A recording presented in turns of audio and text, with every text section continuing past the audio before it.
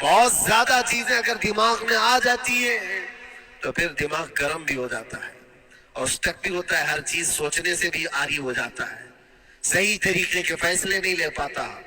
اچھا نقصان کیا ہے اس کا؟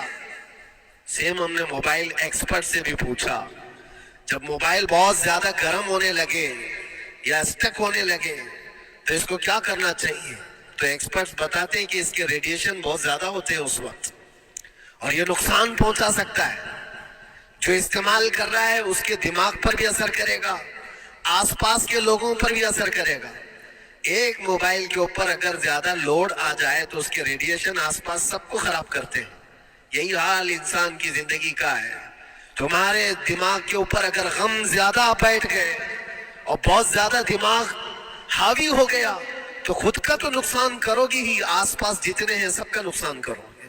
تمہاری وجہ سے تمہارے ماں باپ بھی پریشان، تمہاری اولاد، تمہارے بیوی بچے سب اس پہ ان سب چیزوں میں ملوث ہو جاتے ہیں۔ اب اس کا علاج کیا ہے؟ کہا گیا موبائل کو آف کر دو، ڈیٹا کم کر دو، اس کے اندر سے کچھ چیزیں ڈیلیٹ کر دو، پھر یہ اپنے نارمل حالت میں آ جائے گا۔ سیم آپ کے لیے بھی ہے، دماغ میں دنیا کے بہت سارے فطور بھرے ہو تو تھوڑی چیزیں ڈیلیٹ کر دو، تھوڑے دنوں کے لیے اپنی اس ایکٹیو لائف کو روک دو اور آ جاؤ اللہ کی بارگاہ میں اور آنکھ بند کر کے اس کی طرف لو لگاؤ، اس لیے کہ ہماری بیٹری جو چارج ہوگی وہ خالق کائنات سے ہی ہوگی، بنانے والا ہی بہتر جانتا ہے اس کی زندگی کس چیز سے چلتی ہے۔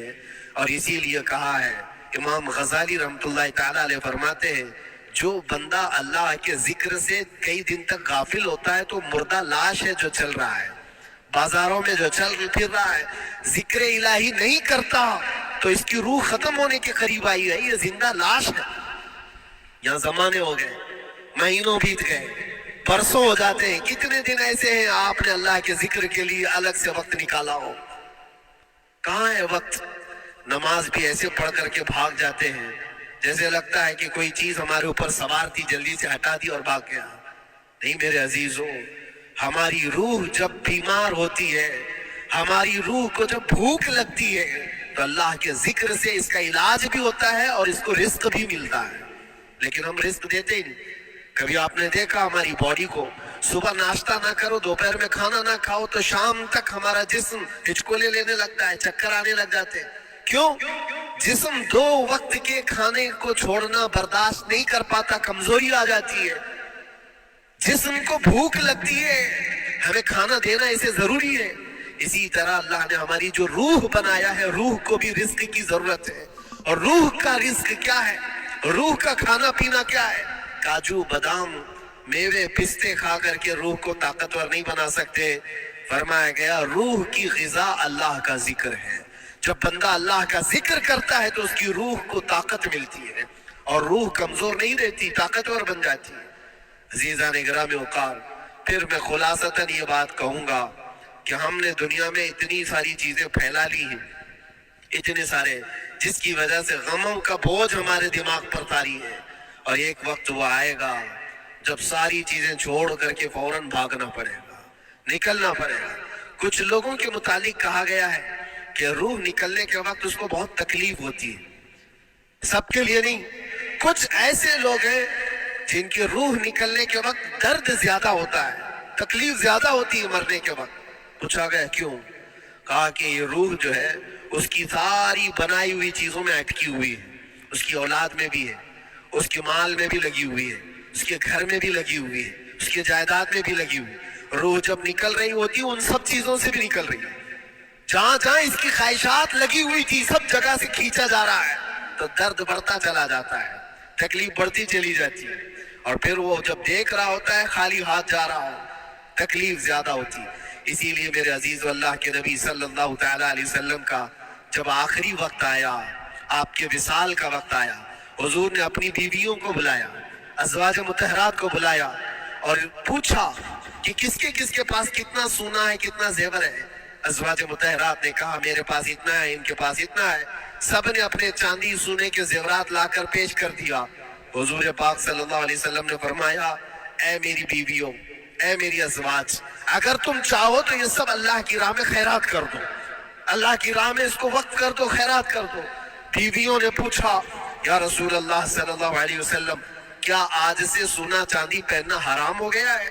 क्या हमारे लिए नाजायज हो गया है? नबी पाक सल्लल्लाहु अलैहि वसल्लम ने फरमाया, नहीं, जीनत तो तुम्हारे ही लिए है, सोना और चांदी तुम्हारे लिए है, हराम नहीं है, नाजायज नहीं है। लेकिन मैं देख रहा हूँ मेरी जिंदगी का आखिरी वक्त आ गया, मैं रब्बे जुल जलाल की बारगाह में जाने वाला हूँ।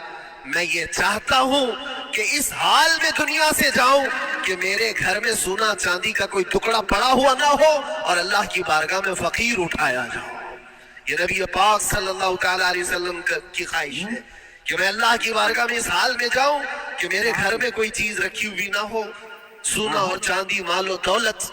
क्योंकि मेरे अजीजों, इसी से अंदाजा करो इंसान अपनी ख्वाहिशात में इतना घिर जाता है कि इससे निकलना उसके लिए मुश्किल होता है। और रूह निकलने के वक्त यही तो तकलीफ होती है कि कहाँ कहाँ क्या क्या बनाया था, कितना जमा किया था, हिसाब करते करते उसकी रूह निकल जाती है। हमने देखा है, मैं अपना एक तजुर्बा बताता हूँ।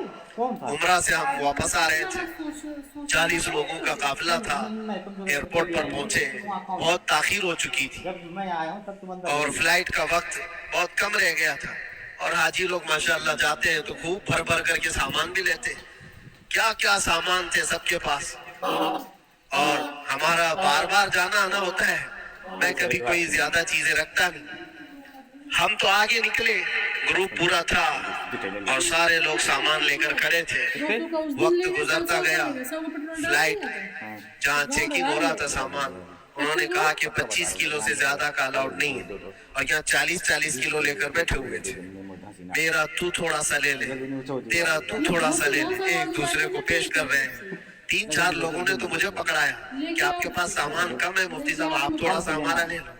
जिसका ले सकते थे ले लिया। फिर उसके बाद 1 घंटे से कम टाइम बचा था, उन्होंने काउंटर क्लोज कर दिया। मैंने देखा 20 से 25 हाजी ऐसे हैं जिनका सामान बिखरा हुआ है और क्या ले जा सकते हाथ में, वो भी 7 किलो 8 किलो इतना ही था। उनकी ख्वाहिशात में देख रहा था, कोई मुसल्ला उठाता है, कोई खजूर उठाता है, कोई अरे नहीं मेरे बच्चों के लिए खिलौने लिया था इसको ले लेता हूँ, वो ले लो तो मुसल्ले छोड़ना पड़ता है। हर महीने 3-4 हजार रुपए का बिल आता है, वो भी सिर्फ दवाई का। मेरा यही हालत होती होगी जब इंसान दुनिया से जा रहा होता है, जब यहाँ से रुखसती का वक्त आता है और मलकुल मौत सर पर आकर खड़ा हो जाता है। रूह निकलने के लिए भी थोड़ा सा वक्त बाकी है, बस मिनटों में भी नहीं रह गया। जब उसको नजर आता है, अब ये सोचता है इतनी नमाजें बाकी रह गई, इतनी ज़कात भी रह गई, हज भी था और भी कुछ चीजें किसी के देने के बाकी थे, कर्जे भी थे, किस चीज की नसीहत करूं, किस चीज की वसीयत करूं। फलां जगह एक घर खरीद करके उसके डॉक्यूमेंट तो वहां रखा था, बेटे को भी नहीं बताया, बेटी को भी नहीं बताया, पता नहीं किसके हाथ लग जाएगा। ये ख्वाहिशात घूमती रहती है, वो किसी को बता भी नहीं पाता। इधर मलकुल मौत रूह निकाल कर निकल पड़ते हैं। ये इंसान की शॉर्ट लाइफ है, मुख्तसर सी जिंदगी है जहाँ ये ख्वाहिशात धरी की धरी रह जाती है। इसीलिए शेख सादी ने बहुत अच्छी बात फरमाई।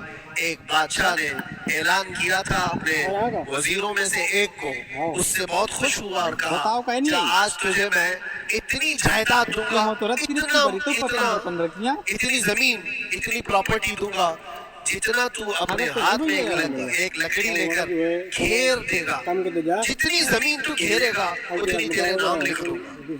लेकिन उसके लिए एक शर्त है, सुबह ये लकड़ी लेकर तू राउंड मारना और इतना गोल सर्कल बनाना सूरज डूबने से पहले पहले तक, जितनी जमीन घेर लेगा वो पूरी तेरे नाम पर। उसने सोचा कि इतनी बड़ी जमीन में घेर सकता हूँ एक पूरे दिन, एक पूरे दिन।